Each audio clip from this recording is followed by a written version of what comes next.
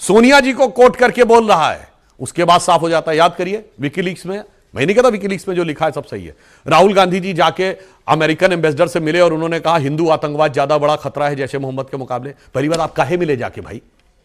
आप तो सिर्फ एक सांसद थे, ना विदेश मंत्री थे, ना विदेश राज्य मंत्री थे, ना फॉरेन सेक्रेटरी थे, आप क्यों मिले जाकर? फिर आप आइए विकीलीक्स में, हिलरी क्लिंटन कहती हैं कि मोंटेक सिंह अहलूवालिया फाइनेंस मिनिस्टर बनने वाले थे, ये प्रणब मुखर्जी कैसे बन गए? तो मैं पूछना चाहता हूं, सही है गलत? कांग्रेस ने खंडन क्यों नहीं? हिलरी क्लिंटन को पता कैसे था कि मोंटेक सिंह अहलूवालिया बनने वाले थे? अब आइए साहब, दौलत बेग ओल्डी की घटना हुई 2011-12 में, जब चीन ने वहां पर अटैक किया, तो सलमान खुर्शीदी क्या बोले? This is an small acne on the beautiful face of friendship. वाह, ये भारत और चीन के खूबसूरत दोस्ती के चेहरे पर एक मुहासे की तरह है। ऐसा तो गजब गजब आप बोलते थे। खंडन तो आप भी नहीं करते ना, इसी बात की शिकायत तो राहुल गांधी और पूरे के पूरे विपक्ष को है ना कि अमेरिका हर मसले पर कोई ना कोई बयान दे देता है। रशिया ऑयल पर भी अमेरिका का ही बयान था कि हम निगरानी करेंगे, अगर रशिया से भारत ने ऑयल खरीदा तो हम जितने टैरिफ है उनको वापस लगा देंगे। इस पर खंडन क्यों नहीं करते हैं देश के प्रधानमंत्री राहुल गांधी? कहते हैं बहुत स्पष्ट बताना चाहते हैं, टैरिफ कौन लगाता है? वहां की सरकार। जैसे एक्साइज हम लगाते हैं, तो अगर लगाते हैं हमें, तो एक्साइज भी हम ही कम करने की घोषणा करेंगे। टैरिफ उनका लगाया हुआ टैक्स है, और टैरिफ की बहुत से लोगों को हिंदी नहीं पता होगी। टैरिफ को हिंदी कहते हैं तट कर, यानी जिस देश के तट पर आकर कोई उत्पाद उतरता है उस पर जो कर लगता है। तो भाई उनका टैक्स उन्होंने बढ़ाया, तो वही कम करने की घोषणा करेंगे, हम घोषणा कर देंगे। हम अमेरिका के सरकार के बिहाफ पे डिसीजन ले सकते हैं क्या?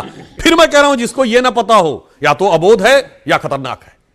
इसीलिए टैरिफ के मामले में भी बहुत स्पष्ट होना चाहिए, उन्होंने बढ़ाया था, उन्होंने कम किया। और बल्कि आपको तो यह भी समझना चाहिए, बड़ी सिंपल सी बात, अमेरिका ने यह चीज कैसे की है।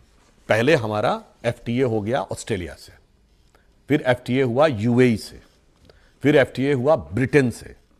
कीथ स्टेमर ब्रिटेन के प्राइम मिनिस्टर जब मुंबई आए तो उन्होंने क्या बोला? This is the biggest ever business delegation taken by any British prime minister any time in the world. वो सबसे लेके आए। अब आइए, उसके बाद हमारा हुआ नॉर्डिक कंट्रीज, यानी Switzerland, Norway, north European countries. फिर हुआ ईयू से, जिसमें उर्सुला वॉन डर लेyen ने कहा this is the mother of all the deals. अब आप सोचिए, तो मानी हुई बात है, जब हमने लगभग दुनिया की सारी विकसित अर्थव्यवस्थाओं के साथ एफटीए कर लिया हो, तो अमेरिका को भी कुछ ना कुछ तो प्रेशर फील हुआ होगा कि ईयू के जस्ट 2 दिन के बाद हुआ। यह मुझे लगता है हर व्यक्ति को समझ में आ सकता है कि ईयू की डील हुई और 72 घंटे के अंदर अमेरिका से डील हो गई। और फिर मैं यह भी कहना चाहता हूं, मतलब इसमें कोई हम अगेंस्ट में बात नहीं कहना चाहते, अमेरिका के ही एक मंत्री थे हार्वर्ड लुटनिक, उनका एक बयान आया था कि भाई president was expecting a call नहीं आई थी इसलिए नहीं हुई थी। और दूसरा, इस डील पे कम से कम एक मामले में तो माफी मांग लेनी चाहिए कांग्रेस को। जब ऑपरेशन सिंदूर हुआ तो उन्होंने कहा था डील की वजह से मैंने रुकवा दिया, डील तो हुई नहीं थी, डील तो 1 साल बाद तक नहीं हुई। इसका मतलब वह बात गलत थी, तो कांग्रेस को इस बात को मान लेना चाहिए था। अब जहां तक बात है प्रेसिडेंट ट्रंप की, प्रेसिडेंट ट्रंप ने कोई भी बयान प्रधानमंत्री जी के विरुद्ध आपत्तिजनक नहीं दिया। बताइए कभी दिया हो तो? उन्होंने सिर्फ कहा कि उन्होंने कहा Modi is a very tough negotiator, ये बोला। उन्होंने कहा Modi is a great man, Modi is a good friend. उन्होंने अपनी सरकार की नीतियां ऐसी रखी, तो हमने भी क्या किया? हम भी अपनी नीतियों से उनका जवाब दे रहे थे। हमने भी उनकी पल्सेस पे 30% टैरिफ लगाया था।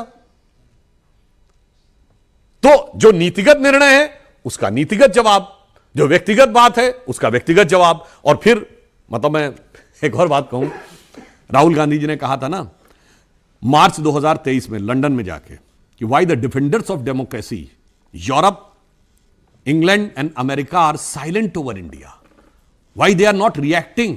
मतलब वो एक्सपेक्ट कर रहे थे कि यूरोप, इंग्लैंड और अमेरिका भारत के लोकतंत्र में हस्तक्षेप करें।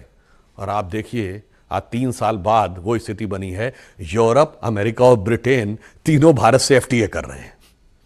यह दर्शाता है कि भारत किस स्थिति में पहुंचा था, so called defenders of democracy. इसीलिए जिसको हकीकत में जो न देखना चाहे, देखिए जो देखने, जिसकी आंखें बंद हो उसकी आंखें खोली जा सकती हैं, खुली आंखों में जो सोने का नाटक कर रहा हो उसे दिखाया नहीं जा सकता।